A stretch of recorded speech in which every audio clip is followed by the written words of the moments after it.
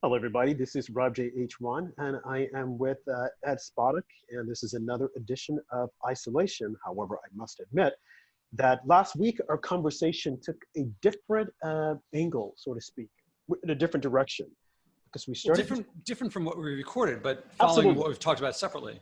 Right, definitely. Because of everything that's happening right now, we decided to take a walk on the wild side, so to speak, and you know, talk about some of the pressing issues that people are trying to talk about today, or some people are talking while other people are listening.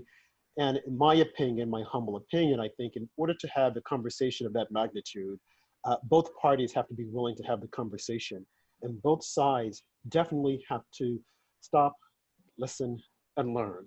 But one of the most key elements is listening, which is something that a lot of people are unable to do because they want to talk, they have an opinion, and they want their opinion to be heard and oftentimes believed, or they want you to accept their opinion, which isn't necessarily the way a conversation should go. But and the conversation that we had was on race, and how it affects people, and this whole thing that's going on now about individuals being privileged or disprivileged. Can Black people be racist? Can they not be racist? So, Josh, what are your thoughts on our conversation from last week? Yeah, well, first, I'm really glad we had it, and I mean, we barely have broached the topic. I think we'll get to a lot more in maybe this conversation, but certainly future conversations. And it was certainly a lot more nuanced than what's out there. I don't see a lot of nuanced conversation, and a lot of people ask me, like, why talk about this? Because everyone who knows me knows sustainability is my main thing. Well, leadership and sustainability. And it's not obvious why I would want to talk about these things. So it forced introspection on my part. And I think that's very useful. You said you have to listen. I think that's very important. I think reflection is another very important thing. That there's a lot of knee-jerk stuff out there. So I'm really glad we had the conversation. I look forward to seeing where it goes. Mm-hmm. I'm glad to have read people's responses, and that I didn't hear anyone getting angry at us. And No. so I think I suspect that it prompted more reflection on the parts of others. Mm-hmm. If so, I'm very glad. Right. Yeah, I had side conversations with different individuals after we had after our conversation and people saw it. And one of the things that came up, I spoke with a widow of a police officer, and she was taken aback when you said that, when you see police officers, I think, I don't know if you said you fear them or you were afraid or something. Mm. And she said, well, why would he be afraid of the police officers? The police officers are there to protect you. Why would he think that they're going to harm him? And so she went into it. I mean, she was visibly, upset that, you would say that. And then I said, well, I guess, especially being a white male, but anyone as a whole, even a Black person, if they were to say it, her view is that the police are there to serve and to protect. It's unfortunate that as in recent years, they've been given this bad rep that police officers are bad, definitely bad to Black people, and that they mistreat them, and that they're racist. There are a lot of racist police out there. I had another conversation with a retired police officer along the same lines, and his whole thing was that, yes, there are bad police out there. However, he said, do you actually think police wake up with the intent of being a racist, or wake up with the intent of causing harm to a person of color? It's unfortunate as to what happens.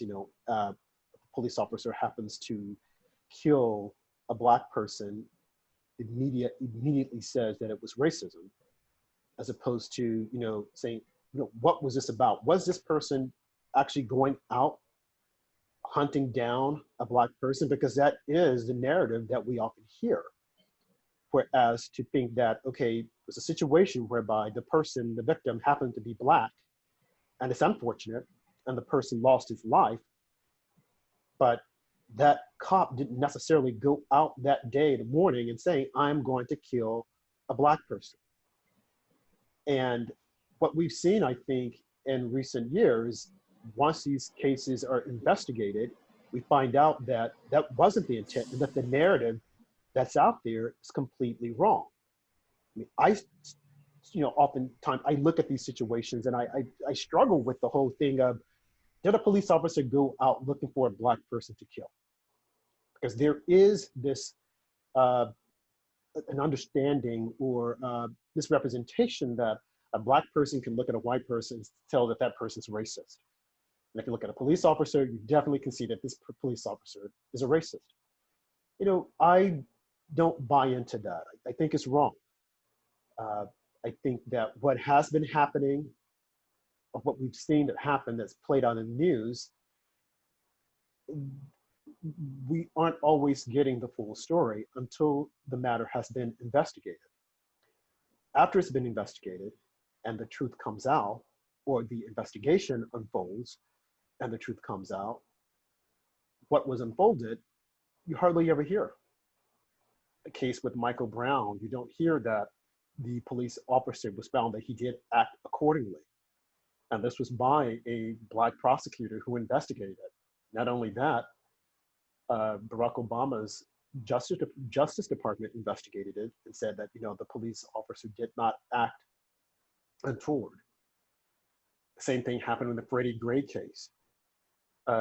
So as we start to look at this and we look at it a little deeper, we see that the narrative that was put out there wasn't correct, but still it persists and people buy into it, which creates more problems within society, within the communities, to not trust the police, to always think that they're there to be harmful as opposed to help you.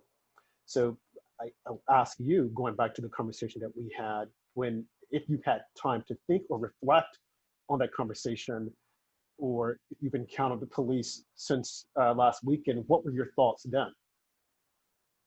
Well, I hope there's not too much noise outside right now, but there's, cops are people, and look, I've met people who are outright racists, and even then, in many directions, and even then, it's still weird to me to think that anyone, whether cop or not, wakes up and thinks I'm going to be racist.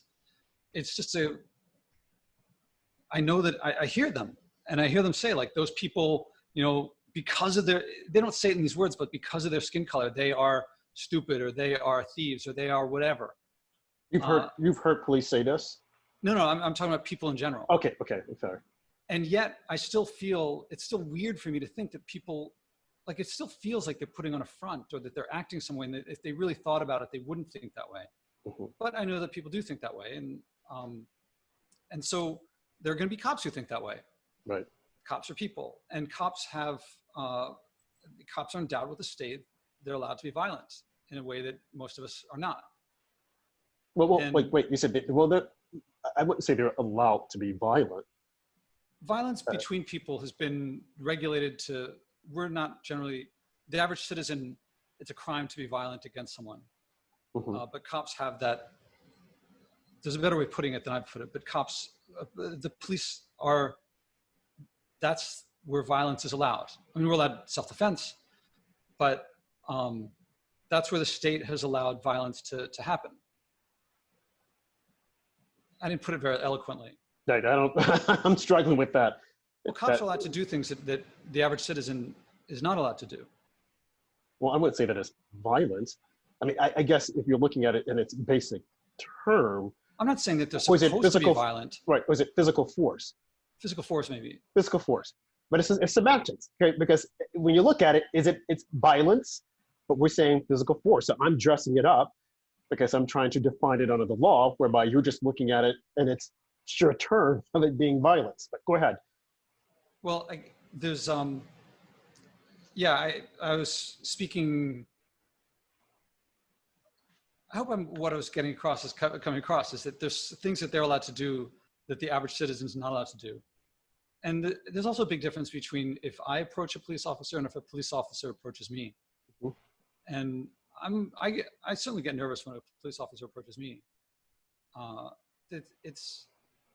But why? Why would you be nervous if you haven't done anything wrong?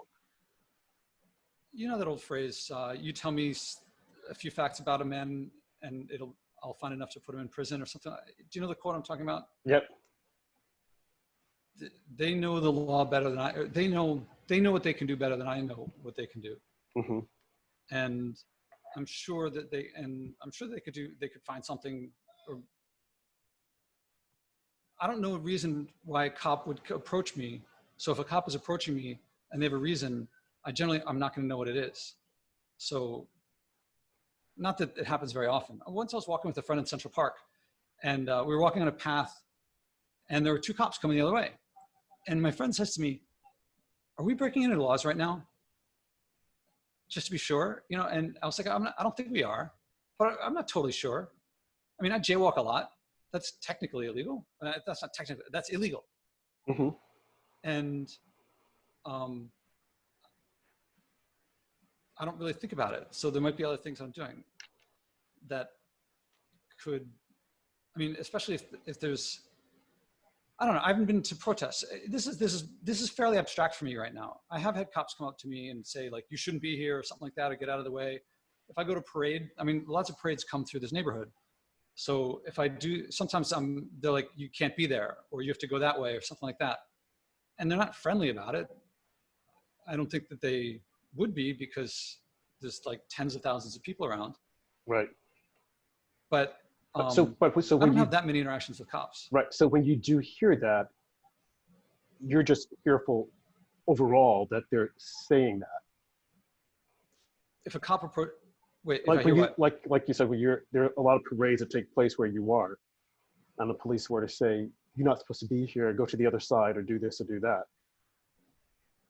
Yeah, I mean, Why do you think they're saying that? I don't know. I mean, this is too abstract. Right. I mean, Well, right. It's too abstract for you, but for a black person would say, well, they're telling me that because I'm black, and they wouldn't necessarily tell that to a white person. So you're saying now that that has happened to you. So my question to you, albeit abstract, what are your thoughts? What are you thinking? Are you thinking, well, they're saying this to me because I'm white, or are they saying this to me because I shouldn't be here? Why are they saying that? A black person, most black people would just assume they're telling me this because I'm a black person, and then they would assume if I were white, they wouldn't say anything about me being here. I just think I better comply and Mm-hmm. break off this interaction so that I can not be being told by a cop what to do. Right. Okay. Okay. I mean, I'll take some flack possibly, but there's also a big difference between this black, white, or skin color. There's also male, female. I mean, True. the ratio of men to women in prison versus blacks to white in prison is much greater. Right. But you wouldn't think, I'm sorry, go ahead. I don't think that the crimes committed by men are greater. Right. So you wouldn't necessarily think that if a cop were to come to you and say, hey, go to the other side, would you think if I were a female, a hot looking female, he probably would want me to stay here? You would just say, I better comply. Yeah, when I talk to women about their feelings about cops, it tends to be more benign than when I talk to men about their feelings about cops. Right, right. Mm-hmm. I mean, I've heard, go ahead. I've heard females to say, you know, that if a cop were to come to them, they'll bat their eyelashes, you know, they'll smile or something, and the cop will, you know, like, oh, okay, laugh it off, even when they're getting tickets. And I've heard this from both white females, black females, Asians, and whatnot have said the same thing. If I'm stopped by a cop, you know, I'll start crying, or I'll do this and I'll do that to try not to get a ticket, especially if they're speeding. But I've also heard from black females that if I'm stopped by a cop, you know, there is a sense of heightened fear, but not as much if it were a black male. Black men always assume the worst. Okay, I could lose my life here. Why is he stopping me? There's nothing that I can do that's going to save me or keep this guy from giving me a ticket. But like you said, with females, they're probably thinking, hey, you know, I'm a female, I'll flirt with them and I'll get off. I have been stopped by the police. I didn't immediately assume that, oops, you know, I'm going to lose my life. They're going to kill me. I was speeding on the interstate, and it never occurred to me that I was being stopped at the time. And this was some years ago, that I was being stopped because I was black. I was speeding. I knew I was speeding. But what got to me is that I was speeding along with several other cars. And I tried to sandwich myself in between the other cars so that I couldn't get stopped. But of all the other cars, they stopped me. I was livid. I was mad. I got flippant. And I'm like, of all the cars here, do you know who I am? I'm a reporter and I will do this and I will do that. The guy still gave me a ticket. And what did I do? When he walked away, I pressed the gas and I sped off, and I'm like, take that. But so I never assumed or thought of that at the time. Now, today, if I'm stopped, who's to say that I won't think, oh my, they're stopping me because I'm Black, because of what I have heard that this happens constantly with Black men. And if you talk to Black men, they will say, oh yeah, I was stopped because I was Black. They won't say I was stopped because I was speeding. Even if they were speeding, they'll probably initially say I was stopped because I was Black or I wasn't doing anything. So the question when I was asking you, when police said, move along, what immediately comes to mind? Does it come to mind that if I were a female, because certainly not the race, that I'm White, they're not going to tell me that, but does it enter your mind that, if I were a female, they probably wouldn't tell me to move along. But now that I've said that, and I wonder if I said it enough, and if we had consistent conversations, if a police officer were to tell you, hey, move it along, get out of here, would you think or reflect back on, if I were a female in a miniskirt, I wonder if they would tell me to move along, or would they just, let me stay there? See what I'm getting at?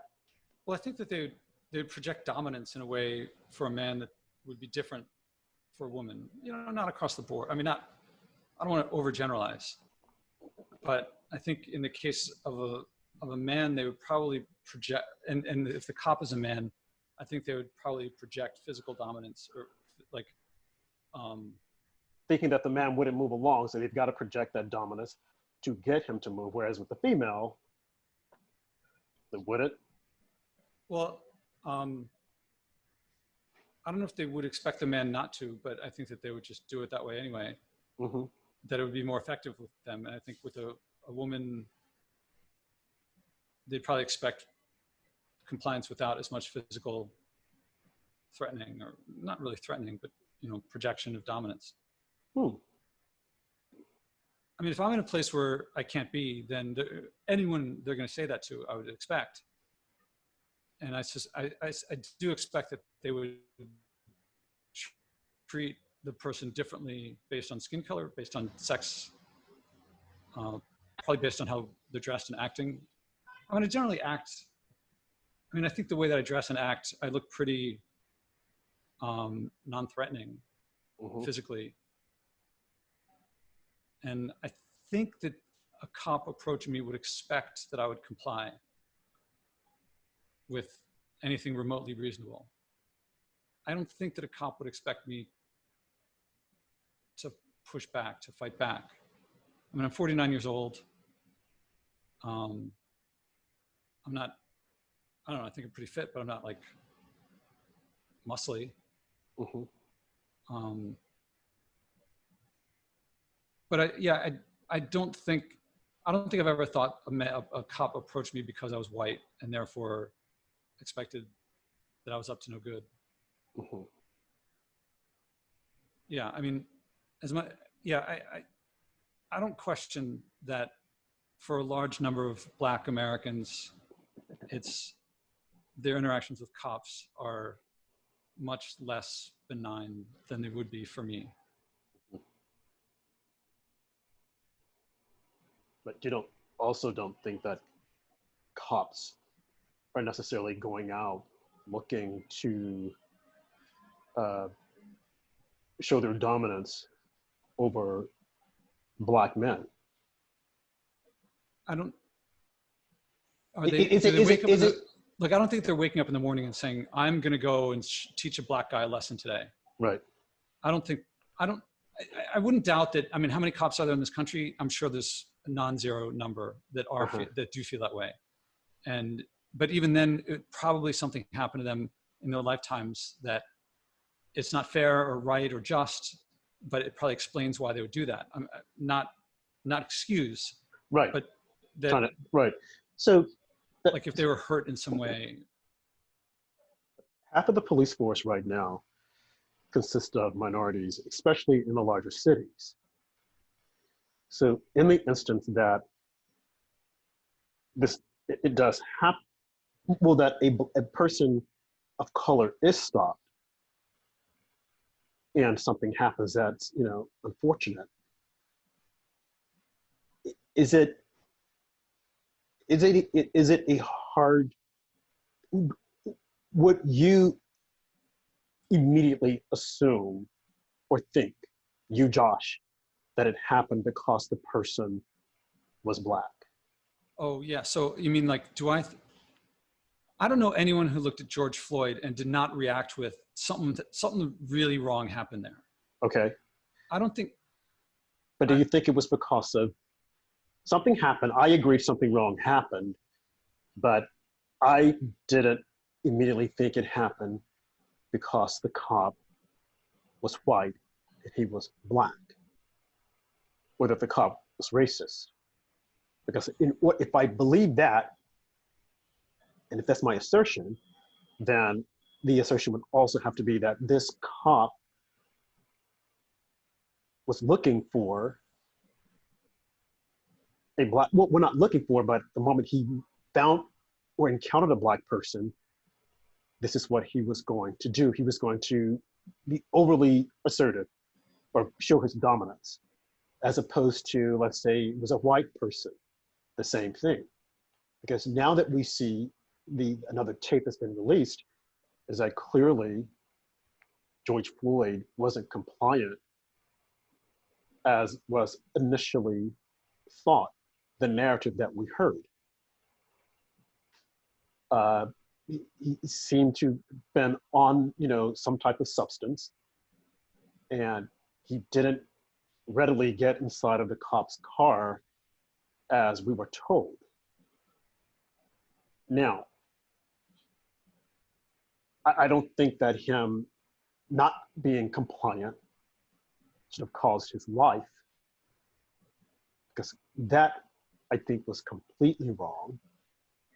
But I don't, it's a hard stretch for me to say that it happened because the police officer didn't like this black guy.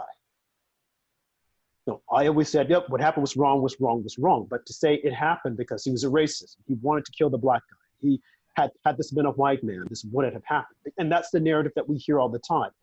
We always change the characters up and say, okay, now if this were a white man, would he have done the same thing?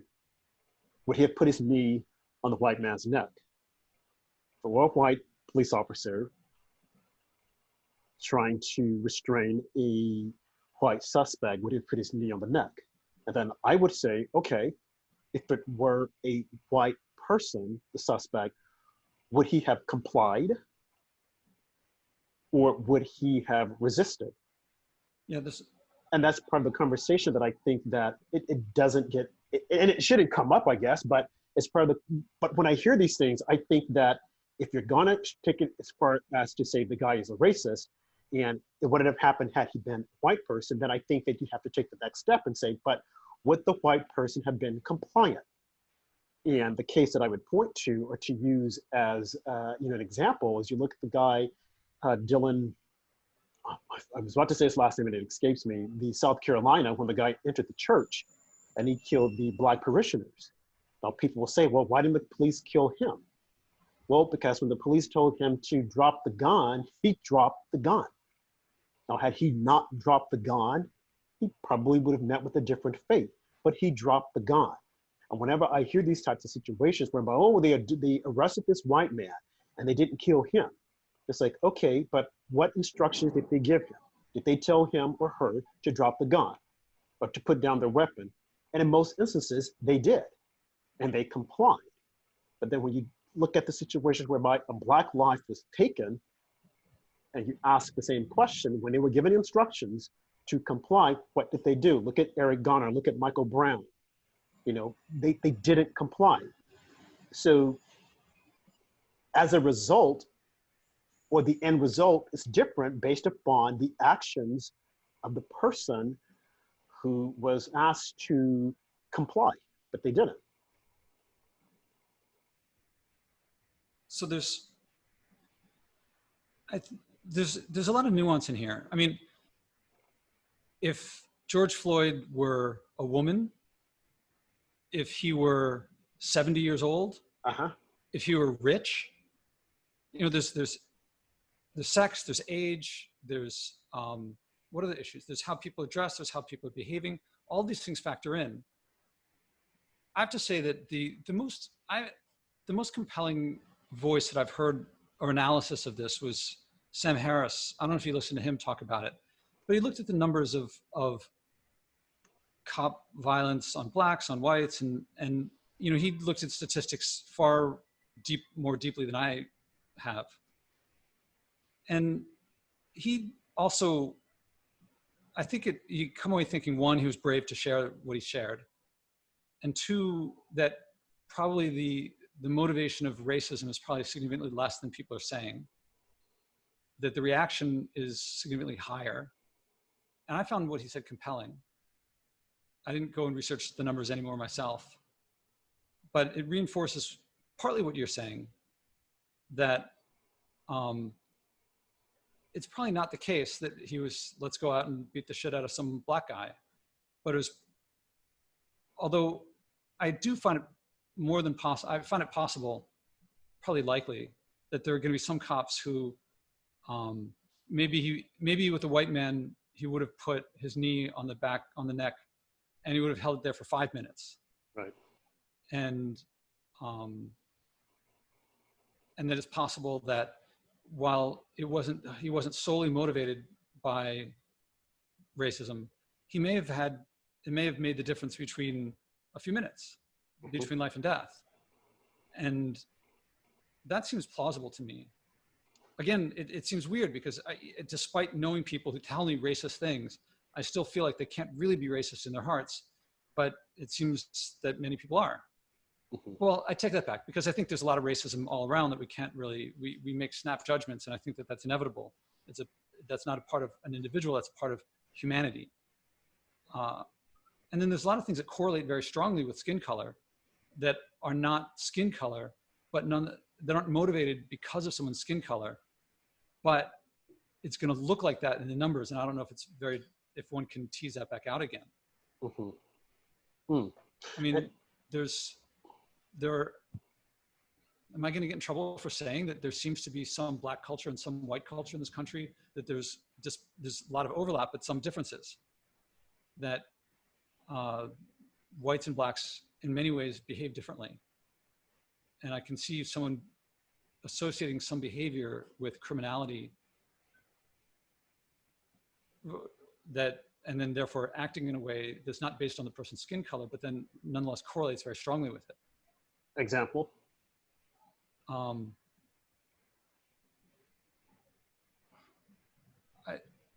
think if I said to a lot of people, there are two people over here. One has one skin color, one has another skin color. One of them is a very good basketball player, and the other one is a very good accountant. I think a lot of people would make similar assumptions about what skin color each one had. Right. And I don't think that would be considered racism. I wouldn't. Right. You wouldn't. Right. I think a lot of people would. Right, because, and I think, or rather, I think a lot of people would get a lot of power for themselves by saying that it was. Right, and as you're speaking, I'm just looking at the definition of racism: prejudice, discrimination, or antagonism directed against a person or people on the basis of their membership of a particular racial ethnic group. I didn't know you can get a membership to it. Wow. Typically, I don't have my card. Oh, you don't have your race card? I don't have my race card. So to me, the definition is racism. It's racist. Membership of a particular racial or ethnic group, typically one that is a minority or marginalized. And if I could just correct the record on something, when I was talking about Charlottesville situation, the shooter's name was Dylan Roof. That took place in Charleston, Virginia. So, but I just wanted to correct that because I had gotten the name confused. I think it's racist that someone would associate skin color with basketball versus accounting skills? I think that snap judgment will happen a lot, And I think that a lot of people will say microaggression. They'll say the word, something like the word microaggression will come up, and they'll say, you know, if you hear that all the time over the course of your whole life, it really adds up. Right. And they'll say that it adds up to harm. Right, because, And yep. But people make assumptions like that about me all the time, and I don't like it. So, Mhm. but no one says, no one talks about microaggressions toward white men. So, right. Okay. I would say that you're tall. I would say, okay, Josh is tall. He plays basketball. He's taller than he's lean. He plays basketball. Okay. Someone will look and say, oh, that's not racist. They will look at me and say, oh, he's black. He plays basketball. That's racism. I don't know. I'm not a good basketball player at all. Okay. But that's racism. You know, the analogy that you gave, a room full, is that thunder? yeah, did you hear? Yeah, so we're both in New York at last. Yeah. Yeah, Right, it's getting dark here. Someone were to say, okay, we have a room full of basketball players and accountants. Now, like you said, some would assume that the basketball players are all black and the accountants are white. Now, there are black accountants. There are black or white basketball players, but a majority of the basketball players that we see in the NBA are black. So if someone white were to say that, we were to say, oh, that person is racist. You know, to say, well, you know, the majority of blacks, they're really good basketball players. That's racist. Like, as opposed to saying that blacks are really good accountants. Well, I guess so, but definitely basketball players. You know, people look at me, they will assume that he's black, he knows how to play football, basketball, and every sport out there. Is that racist, a racist comment? Or should I take pride that, yeah, I can do that. And I can also, you know, I'm an accountant, you know, I'm in finance, or I can do X, Y, Z, or I'm a doctor, or what have you. I'm also in have professional skills other than being an athlete. But in today's society, it seems that if you say something like that, you got to double think it. Like you were saying, I don't know if I'm going to get in trouble. Why should you think that you're going to get in trouble? Why should society punish you? Or why are you led to feel that you'll be punished? Why do you think you'll be punished for saying this? What has changed or what has happened you have heard that would make you think that? yeah. This.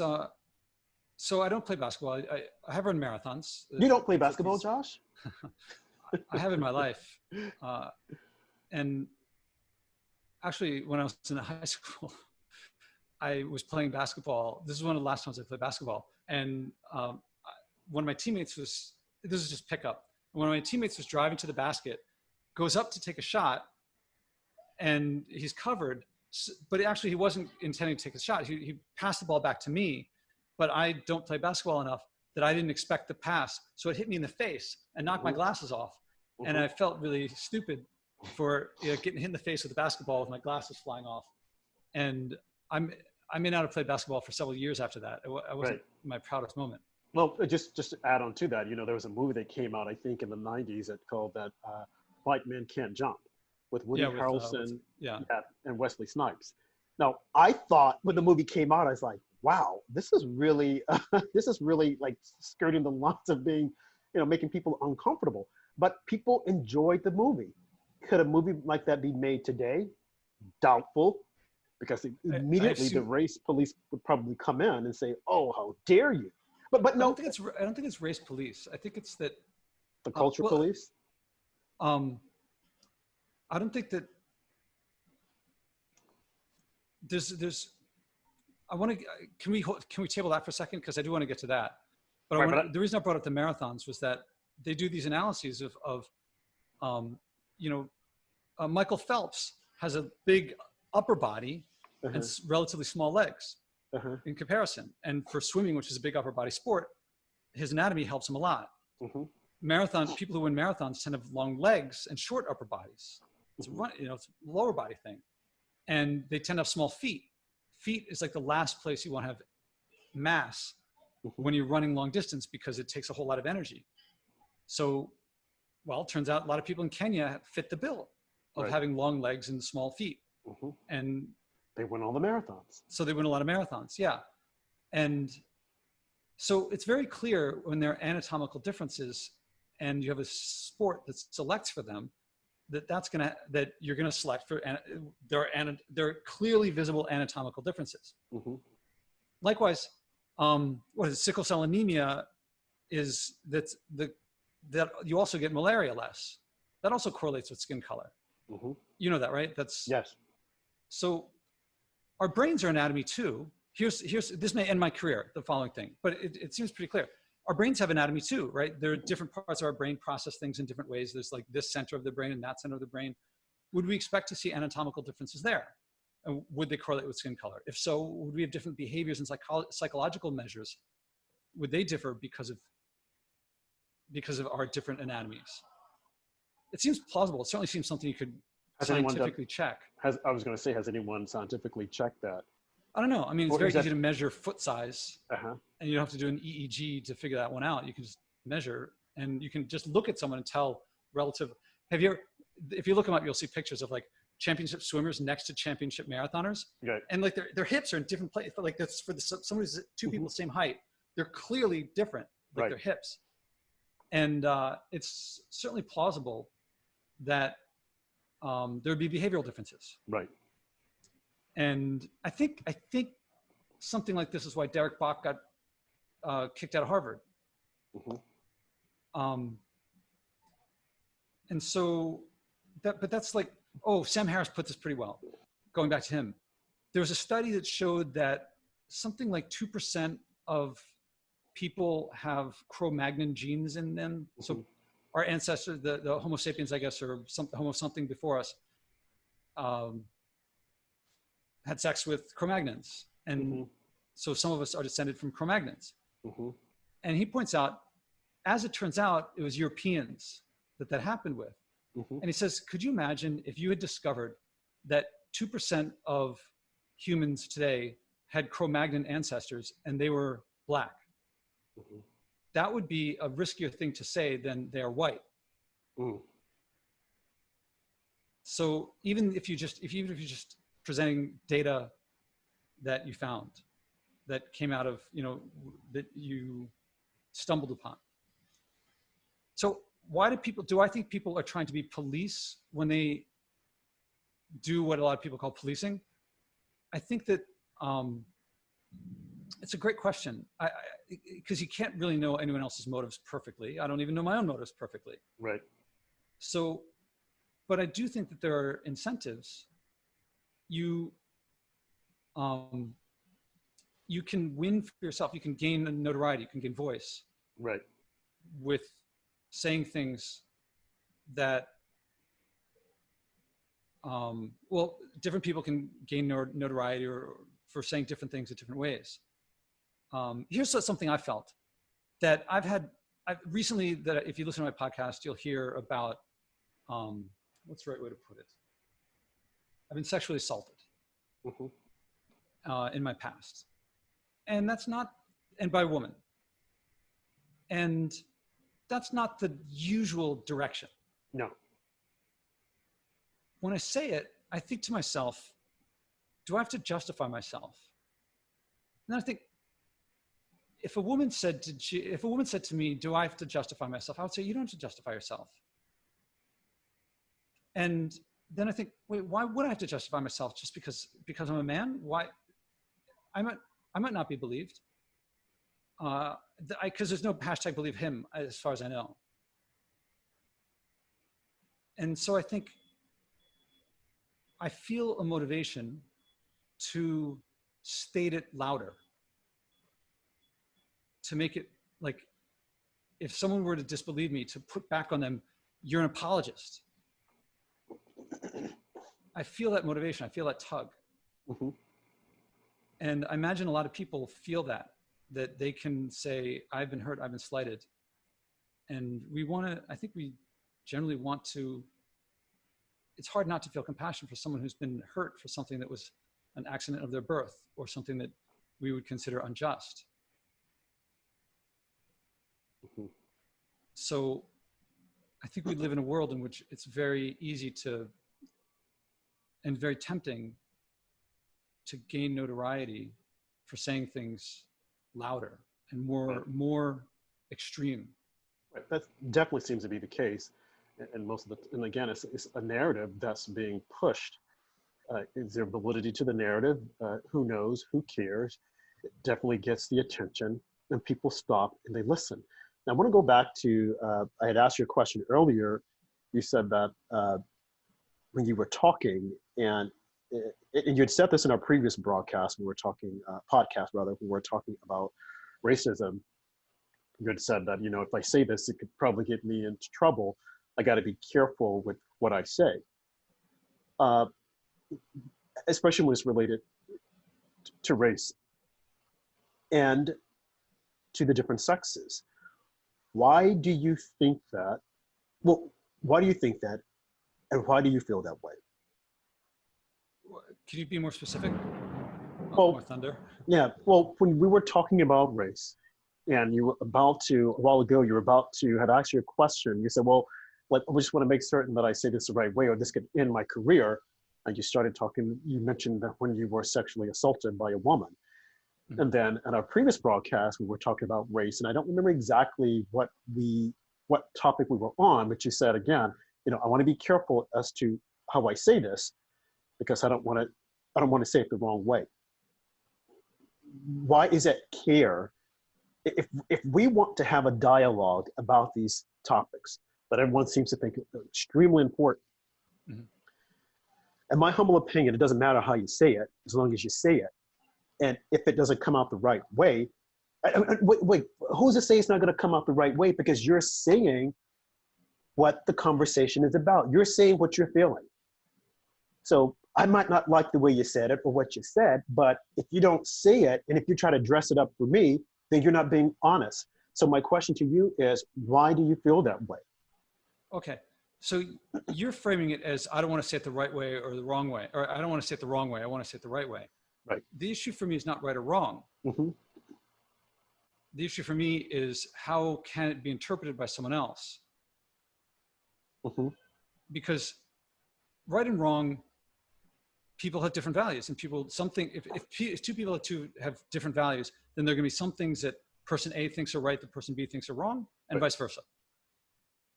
But one of the trends seems to be that people, when something's up for interpretation, there are many people who interpret it in the way that they put it is the most extreme possible way, or the worst possible way. But I think mm-hmm. what's really happening is that people interpret it in a way that most allows them to amplify their voice. Mm-hmm. So there's a term for it,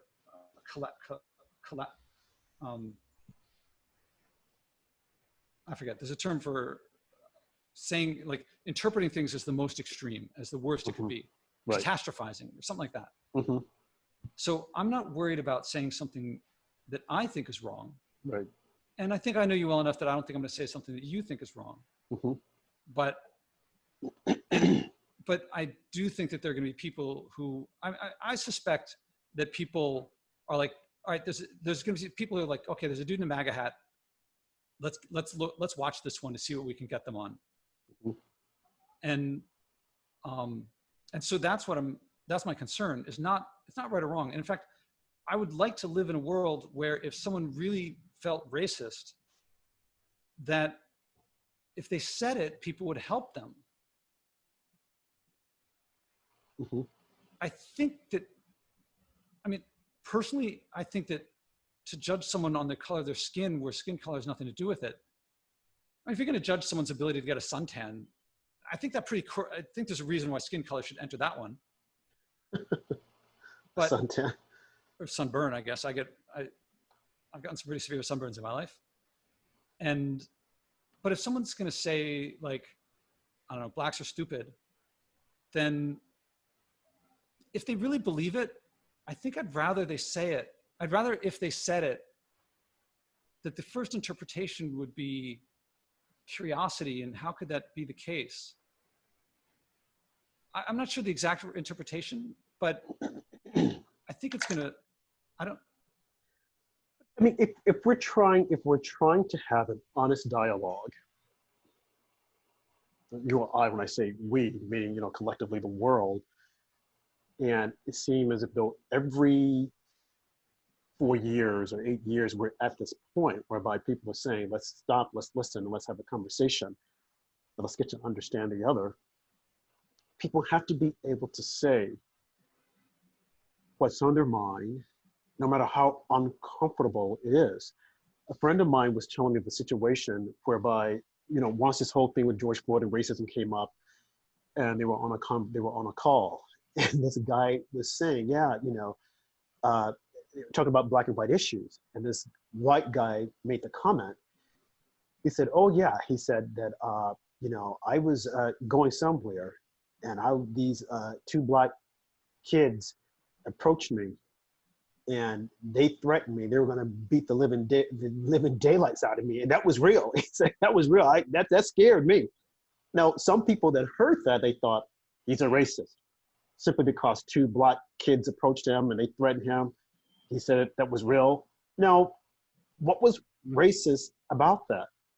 But the people hearing it, the blacks in the room that heard it, they immediately said this was racist.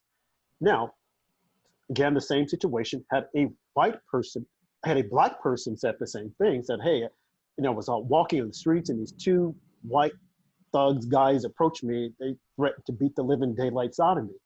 And people would have said, oh gosh, that was bad. Why were they going to do that? So the black person would have been perceived as being racist for telling the story, but definitely the white youth would have said, oh, they were going to do it because they hated black people. They were racist. If we're going to have these conversations, I think that people have to have them without filters.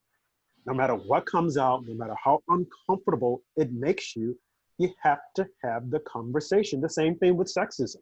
When you alluded to earlier about being assaulted. Now, some people would hear that and say, oh, that's impossible. Remember when Terry Crews came out and said he was sexually assaulted. Now, it was by a man. And usually when a male says that, I was sexually assaulted, people don't immediately think female, they will think a man. Maybe he's in prison, maybe a man did this, maybe it was raped. They don't think that a female can assault a man. But these are conversations that, if we're going to have them, let's have them without putting on filters, and let's listen to what the other person is saying without trying to get the person to say it in a nice way that we're going to all feel comfortable and we can all laugh about it. It's not about that. It's about having frank conversations.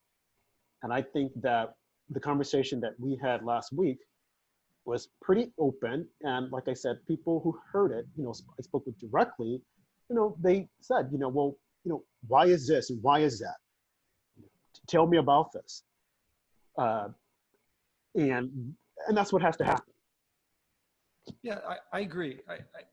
I'm trying to, it's taken me years to get to the point of talking publicly, forget about race, just talking about a lot of things about my personal things where I feel vulnerable. And the stuff that you hear on my podcast of talking about race and sex and just my own personal history of things that now that I listen to them, I'm like, why was I holding that inside? It took me years of talking to friends about these things before I would share these things. And it takes a certain skill to navigate the treacherous waters of talking about race and sex, class, and things like that in this country. And part of why I'm talking to you now is to develop that skill.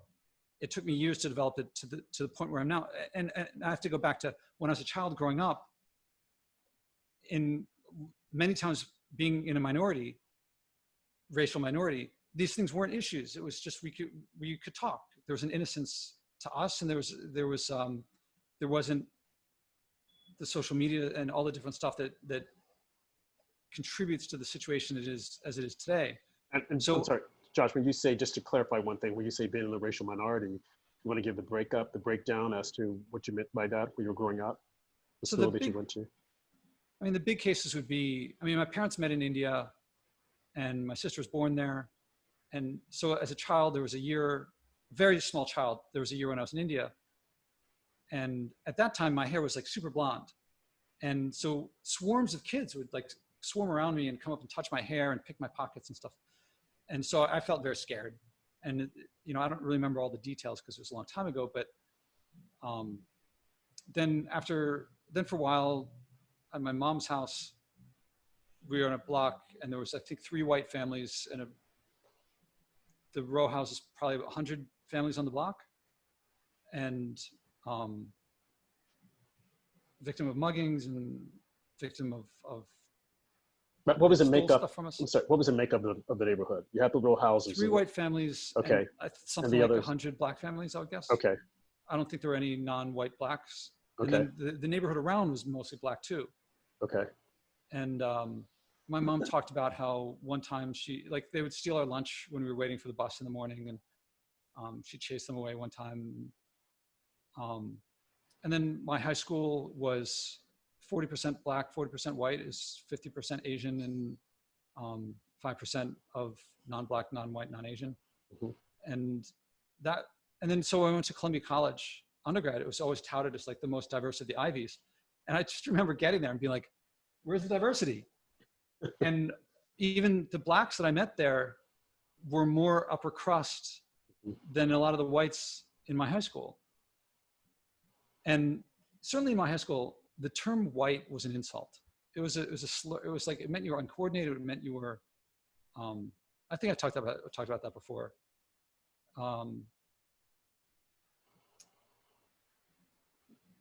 Philadelphia in general was, I mean, I grew up in a fairly mixed neighborhood, even when we weren't on Rockland Street, the street that I was talking about before.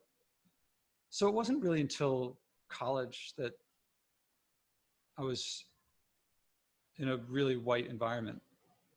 I mean, I certainly had, I take that back. I mean, my grade school was pretty white because it was Jewish, but see, Judaism and me don't really, I don't believe in religion. I don't believe in the supernatural. So that wasn't very comfortable for me either. Although it wasn't skin color, it was, I felt like I was someone in one religion having to be forced into a different religion. Anyway, I don't know. Is that enough background? Is that too much background? No. I just wanted, when you were saying that, I wanted people to get an understanding as to the breakdown when you said, being the minority, because people are going to definitely look at you and say he's not a minority again, because white people can't be in the minority. The majority. Certainly. Yeah, that one. Did I tell you about the guy that I met who grew up in a black neighborhood as a white guy in California? Nope. So I get a lot of what do you call it? Publicity people saying, here's someone, I'm representing someone who should be on your podcast. So this is a leadership guy. And the fit wasn't quite right on the leadership side, but I looked into his background because I look up all these people, and it said that he grew up in a black neighborhood as a white boy. And I spoke to him, and it's one of the only people I've spoken to who shared experiences with me. Right. And it was really, I have to say, it was really comfortable to tell someone about an experience and have him able to say, I also got the shit kicked out of me when I was a kid. Right. So you're saying shared experience, not necessarily that he shared the story with you, but you guys share an experience in common. Yeah. And also he didn't respond with, yeah, well, others have it worse. Right. Like, I cannot imagine someone saying to a woman who was, say, assaulted and saying, oh, that sounds bad, but it actually wasn't that bad. Right. You actually are pretty privileged. It's like, here there's some emotion in me that I just hadn't really thought about for a long time. Mm-hmm. It's probably something for a whole other conversation. Right. Well, yeah, definitely. Because I definitely want to talk about the whole privilege thing and to get your take on that, white privilege. Now, I'm looking at social media, they're talking about light skin privilege and who's privileged, who's not privileged, and can black people be privileged once they've achieved a certain level of financial security and whatnot. Definitely want to talk about it because, in today's society, things seem to keep changing. And I spoke with a friend of mine, excuse me, who happens to be white, and she was saying, my gosh, where have I been? Have I been inside of a cave? Like, all this stuff that you're telling me, I never knew anything about. It's just like, and I would say these things not knowing that people would consider it racist. One thing I want to say before we end this broadcast, and definitely you got to tune in next week, the word Asian. Now, I grew up in the South. And in the South, you had the black family, you had your white family. Then you had, your one Chinese family. You know, one Chinese. Can you imagine? I wish I want to. I would like to go back and talk to them and see how they felt, but they probably felt that they were just part of the community. But long story short, we refer to them as being Oriental. Thought nothing of it. I come to New York, and you know, just like a salad bowl full of people, and I was having a conversation. I said, "Oh yeah, you know, they want Oriental girl." And someone looked at me and said, "What did you say?" I'm like, "What?" Like, "What did you say?" I said, "Oriental girl." "Don't say that." I'm like, "What do you Yeah. mean?" It's like, "You're not supposed to say Oriental." I'm like, "Okay." So I thought about it. I'm like, "So what am I supposed to say?" And I'm like, "Okay." I asked one of my Asian friends, I'm like, "What am I supposed to say if I'm not supposed to?" It's like, "You're supposed to say Asian, not Oriental." I'm like, when did that become a racist term? So fast forward 2020, speaking with a friend who said the same thing. And I'm like, "Oops, you can't say that." She's like, "Why?" I'm like, "It's not politically correct. That's considered racist. You're supposed to say Asian." So it's things like that, that if you don't have a book, a guidebook, maybe we should write a book about it. These are the things you can't say. These are the things you can't say. You don't know what you can say. And it keeps changing. It's like, my gosh, I never knew. I'm like, I would have been saying that nonstop and would have been getting given the stink eye. Someone would have called the race police on me and say, "Oh, well, he can't be racist because he's black, but he's something and it's not good." So it's like, it's crazy. But this is a world that we live in. And I'm glad that you and I were having this conversation. It has morphed from isolation to, you know, being good stewards of society, of the environment, to now we're moving on to, you know, diversity, racism, sexism, and whatnot. So I've enjoyed the conversation, and I hope we can have more conversations like this. I would definitely say to our listeners and our viewers who are tuned in, please stay tuned. Feel free to DM me or Josh and let us know what you want to hear, what your thoughts are in order to have this conversation. Or if you would like to appear with us and give us your take on these ever-changing times, you know, feel free to reach out. Josh, you want to say something? I, to start, I mean, I look forward to the next one too, so we can continue. That's it. Well, I mean, anything I would say would be like a 20-minute thing. So I mean, I really appreciate these conversations. It's not, we don't have a roadmap. Right. And all I know is that it's complicated for reasons that it's hard even to figure out what's complicated. Yeah. And we're stumbling through it, but Right. at least I don't know many people having these conversations in public. I don't know many public figures having these conversations. Right. Well, they're like, as I said, they try to have the conversations, but it's always measured as to how you can say it and what you can say. And it appears that there's only one side who's doing all the talking and everyone else has to listen. And you must agree, because if you don't, you are that ugly word that they are labeling you as being, you know, and I just don't think that's fair. I think you have to listen and you have to be able to have a neutral conversation. And when things are said, might not be come out perfect, it might not be comfortable, but that's the purpose of having an open dialogue.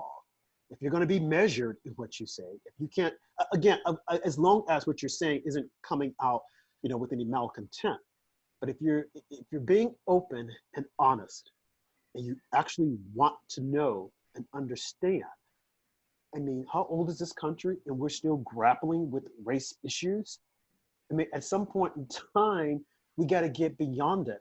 There are a lot of jokes that are told by blacks about whites, and I'm sure vice versa.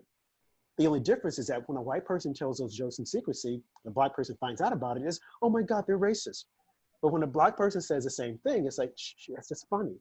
So that's what I want to get to. I want to get beyond that, to have the meaningful conversations. And so that, you know, people will understand this is who we are. You know, this is who I am, you know. So that's it. And where can they follow you, Josh? JoshuaSpodek.com. And with me at RobJH1, I'm on Twitter. I am also on Parler, Instagram, Facebook, and a lot of other social media. So thank you for tuning in. And until next time, be safe and see you then. Thank you.